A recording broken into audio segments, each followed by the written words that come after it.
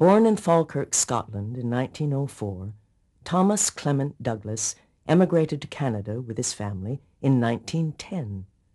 As a young boy, he suffered a serious leg injury that was saved only by his becoming a charity patient.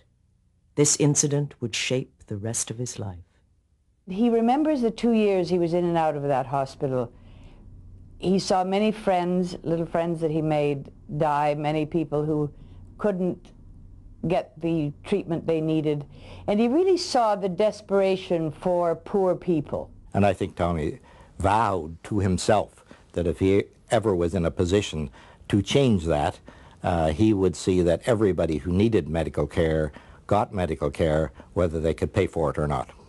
After graduating from university in 1933, Douglas, an ordained minister, would embark on a remarkable 44-year career as an elected official, highlighted by an unwavering commitment to stand by his beliefs.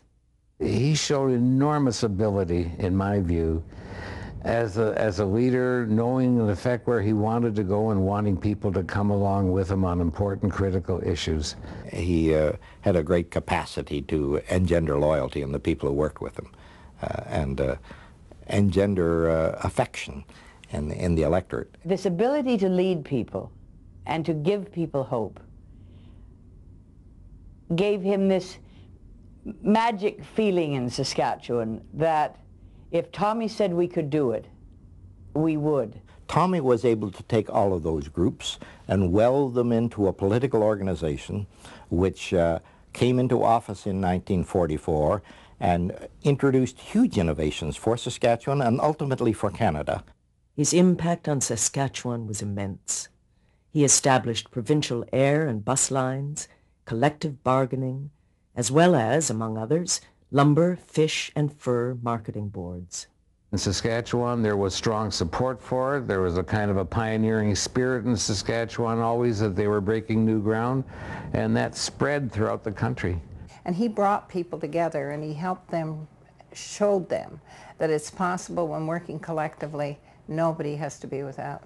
But it was his proposal for Medicare in 1959 that would be his legacy.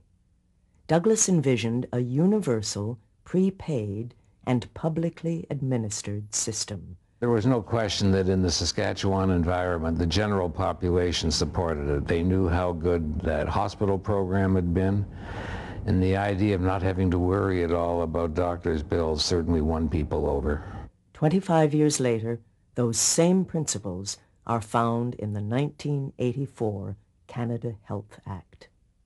He wasn't afraid to do it alone, recognizing it was for the better good of the general population, and therefore it was worthwhile doing.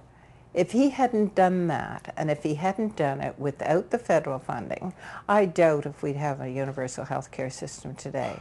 Tommy Douglas died in 1986, but prior to his death, he had already become an integral part of Canadian history and one of Canada's most respected visionary politicians.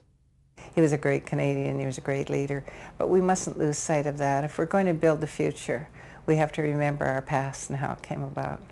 And I think Tommy Douglas is a vibrant part of that. He used to say it's useless to say something can't be done. It's a matter of whether you're willing to try.